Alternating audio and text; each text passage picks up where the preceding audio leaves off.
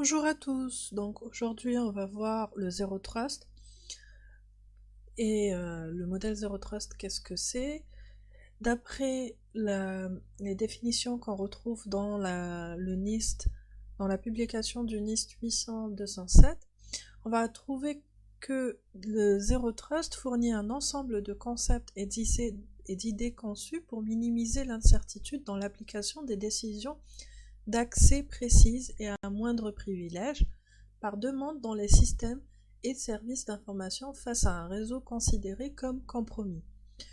Et l'architecture Zero Trust est le plan de cybersécurité d'une entreprise qui utilise les concepts Zero Trust et englobe les relations entre les composants, la planification des flux de travail et les politiques d'accès.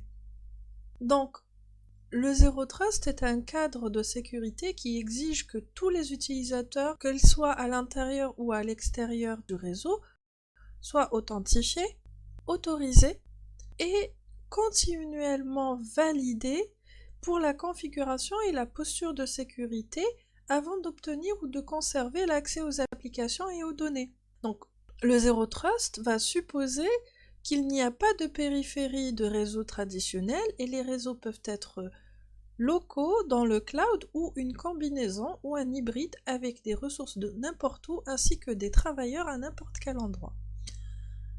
Le framework Zero Trust est un framework de sécurisation des infrastructures et des données pour la transformation numérique moderne d'aujourd'hui, qui répond de manière unique aux défis modernes des entreprises d'aujourd'hui, notamment si on prend en considération le travail à distance et les environnements, qu'ils soient cloud ou bien hybrides, ainsi que les différentes menaces qui en découlent.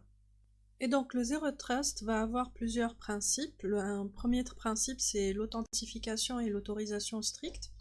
Alors donc ici, on veut dire que toutes les ressources doivent être authentifiées et aucun accès implicite ou irrégulier ne peut être effectué sans une liste blanche. On doit aussi maintenir l'intégrité des données et donc mettre en place des mesures robustes de chiffrement et de protection des données et appliquer la confidentialité, l'intégrité et la disponibilité des informations sensibles. Puis, il faut pouvoir recueillir des données pour une sécurité améliorée. Donc, on va ici découvrir automatiquement la posture par défaut et analyser les données pour améliorer les normes de sécurité. Toutes les sources de données et appareils informatiques sont une ressource et donc on doit traiter tous les appareils ayant un accès au réseau comme des ressources précieuses. Sécuriser toutes les communications quel que soit l'emplacement du réseau et donc on va appliquer des exigences de sécurité strictes pour toutes les connexions réseau. Ensuite, un autre principe qui est d'accorder l'accès aux ressources par session. Et donc, on va suivre ici le principe du moindre privilège et vérifier chaque demande d'accès. Et un autre principe qui est de modérer l'accès avec une politique dynamique et donc établir une politique transparente pour les privilèges d'accès. Donc, si on regarde les composants logiques du framework selon ce qu'on va retrouver dans la publication du NIST 800-207, on va voir que ce framework va avoir plusieurs éléments. Le Policy Engine, qui est un composant qui est responsable de la décision finale d'accorder l'accès à une ressource pour un sujet donné, et il utilise la politique d'entreprise ainsi que les données qui proviennent de sources externes, par exemple le CDM, qu'on va voir juste après, les services de renseignement sur les menaces aussi, et comme données d'entrée dans un algorithme de confiance. Donc ce Policy Engine est associé au composant administrateur de politique, et donc le Policy Administrator, et le moteur de politique va prend et enregistre la décision qui est est-ce que c'est approuvé ou refusé. et l'administrateur de politique va pouvoir exécuter cette décision. Donc l'administrateur de politique est responsable de l'établissement et ou de la fermeture du chemin de communication entre un sujet et une ressource via des commandes au Policy Enforcement Point. Il génère toute authentification spécifique à la session et tout jeton d'authentification ou identifiant utilisé par un client pour accéder à une ressource d'entreprise. Il est donc étroitement lié au Policy Engine et va s'appuyer sur la décision du Policy Engine d'autoriser ou de refuser une session. Et si la session est autorisée et la demande authentifiée, à ce moment-là, le Policy Administrator va configurer le Policy Enforcement Point, donc le PEP, pour autoriser le démarrage de la session. Si la session est refusée ou si une approbation qui a été offerte au préalable est annulée, alors le Policy Administrator va signaler au PEP ou Policy Enforcement Point de fermer la connexion. Certaines implémentations du Zero Trust vont traiter le Policy Engine et le Policy Administrator comme un seul service. Ici, dans l'architecture ou le framework qui a été offert dans le NIST 800-207, ils sont divisés en deux composants logiques où le Policy Administrator va communiquer avec le Policy Enforcement Point lors de la création du chemin de communication. Le point d'application de la politique, donc le Policy Enforcement Point, PEP, est chargé quant à lui d'activer ou de surveiller et d'éventuellement de mettre fin aux connexions entre un sujet et une ressource d'entreprise. Ici, en fait, c'est un composant logique dans une architecture Zero Trust, mais il peut être divisé en deux composants différents. Un côté client, par exemple avoir un agent sur un ordinateur, et un autre côté ressource, par exemple un composant de passerelle devant la ressource qui contrôle l'accès. Ou bien alors on peut aussi l'avoir comme étant un composant de portail unique qui agit comme un gardien des chemins de communication. Ensuite, on va retrouver le CDM pour système de diagnostic et d'atténuation continue. Il collecte des informations sur l'état actuel de l'actif de l'entreprise et applique des mises à jour aux composants de configuration et logiciels. Un système CDM d'entreprise va fournir au moteur de politique des informations sur l'actif qui va faire une demande d'accès. Par exemple, s'il exécute le système d'exploitation corrigé approprié, qui est donc le système d'exploitation qui est patché, qui est approprié pour y accéder, l'intégrité des composants logiciels approuvés par l'entreprise ou la présence de composants non approuvés et si l'actif présente des vulnérabilités connues.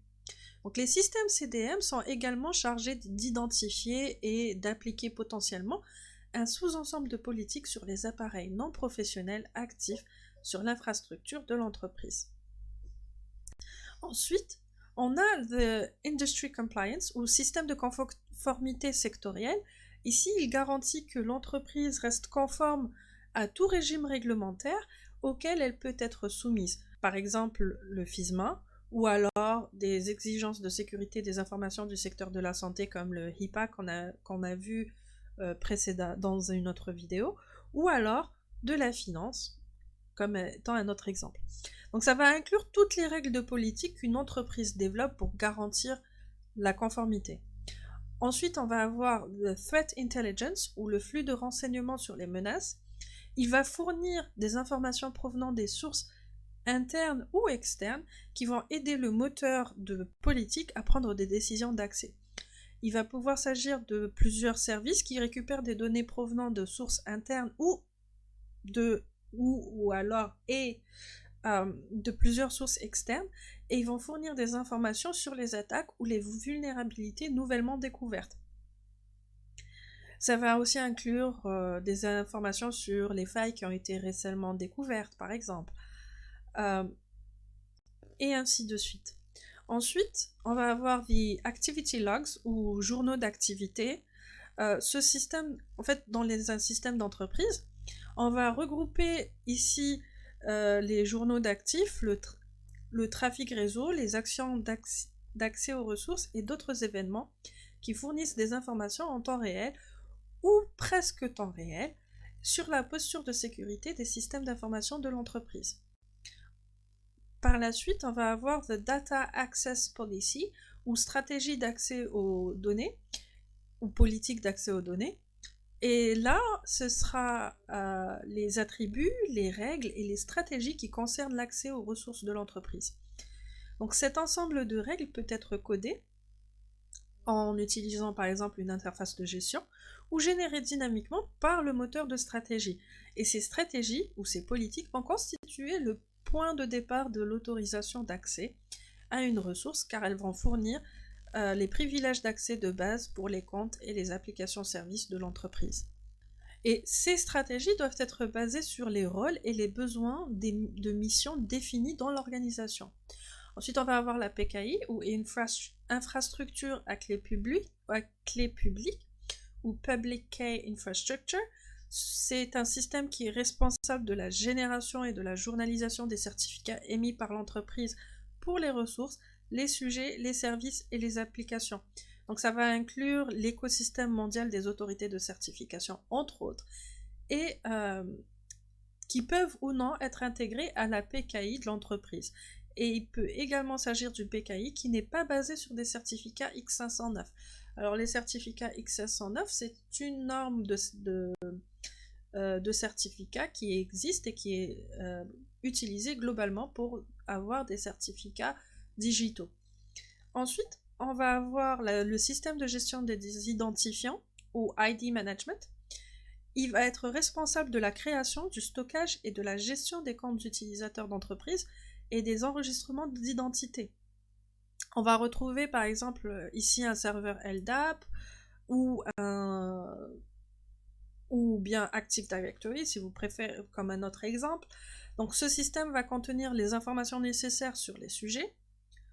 Par exemple, on va retrouver le nom, l'adresse email, les certificats et d'autres caractéristiques de l'entreprise telles que le rôle, les attributs d'accès, les actifs attribués. Donc ce système, généralement, il va utiliser souvent d'autres systèmes, comme les PKI, pour les artefacts associés au compte d'utilisateur. Donc il peut faire partie d'une communauté fédérée plus large, comme si on parle de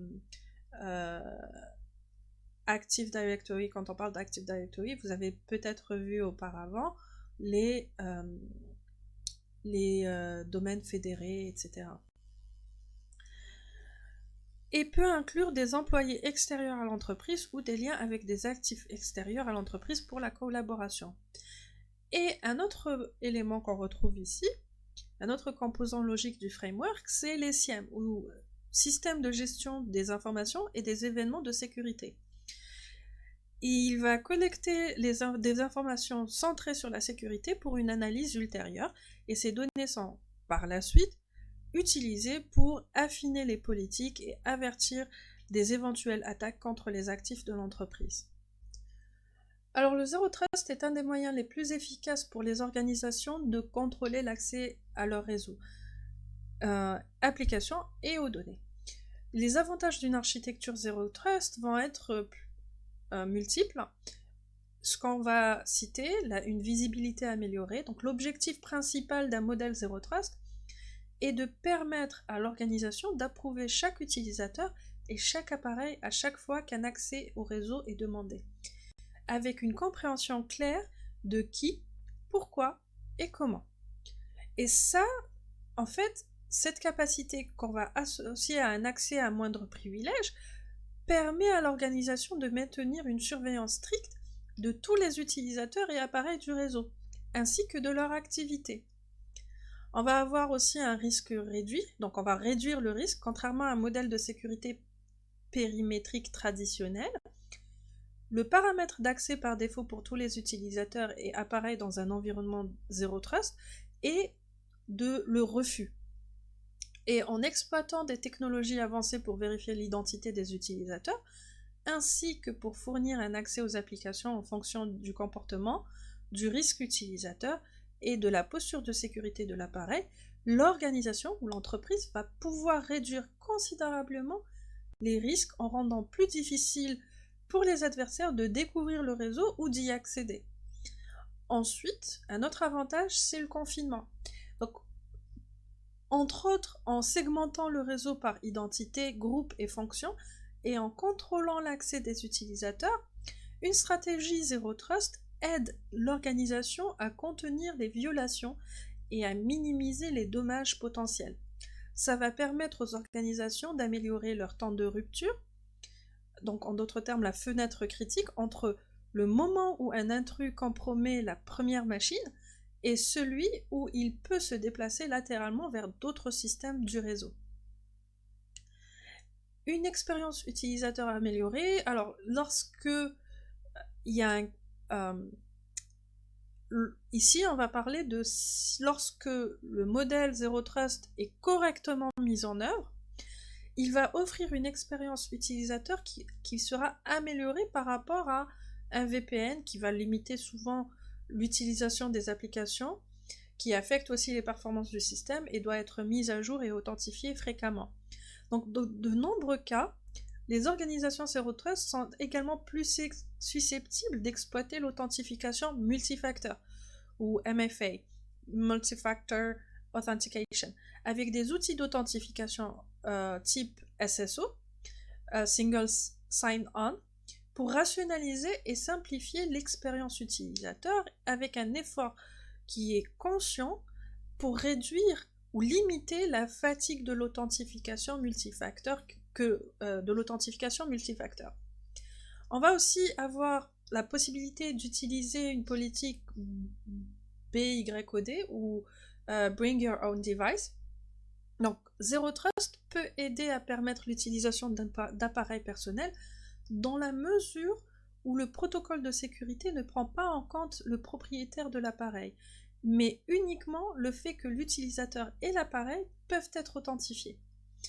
On a aussi une compatibilité au cloud, donc une architecture de ce type est une mesure de sécurité essentielle à mesure que les entreprises vont augmenter le nombre de points de terminaison au sein de leur réseau et étendre leur infrastructure pour inclure des applications et des serveurs basés sur le cloud. Donc un réseau Zero Trust est essentiellement sans frontières, donc que ce soit des éléments qui sont à l'intérieur de l'entreprise ou des éléments qui sont dans le cloud, c'est ce qu'on veut dire par là.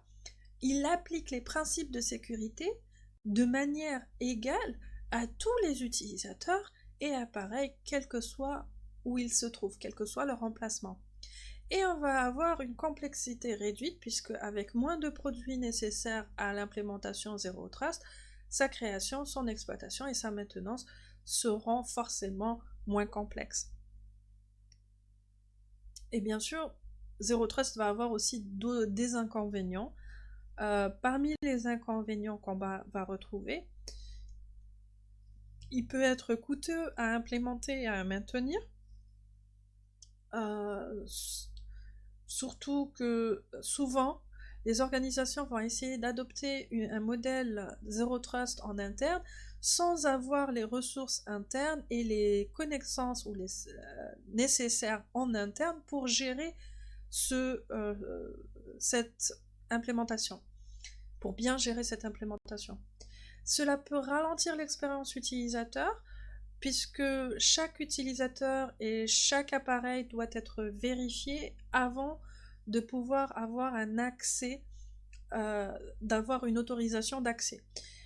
Ce qui peut limiter un peu la productivité, mais si on fait une bonne configuration et avec les bonnes technologies, ça peut réduire, ce problème peut être réduit.